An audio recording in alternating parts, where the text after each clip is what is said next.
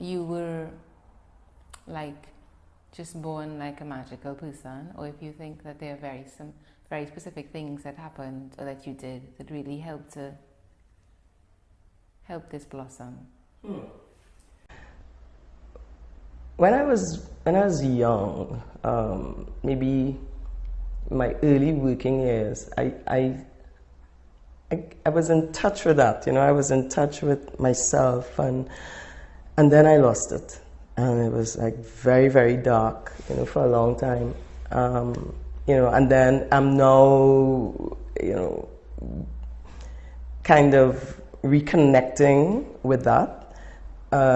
Again, because you sort of shelve who you are, for what they tell you should be, and so I lost myself completely. And I think sometimes it has to happen. It's like I know my path has to be like deeply experiential. So I could never be a talking head, like just talking about things. I have to experience it, and sometimes I say, well, gosh, but I wish I didn't have to experience everything, because it's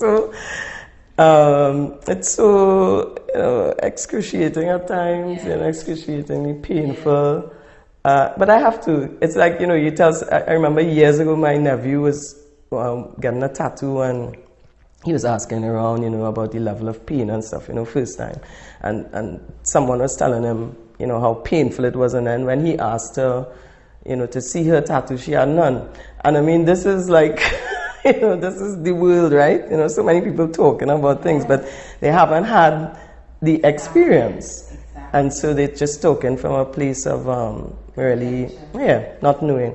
So for me, I always used to think that I had a gold spoon. I was born with, a gold spoon in my mouth, because that was a sort of popular phrase when I was, growing up.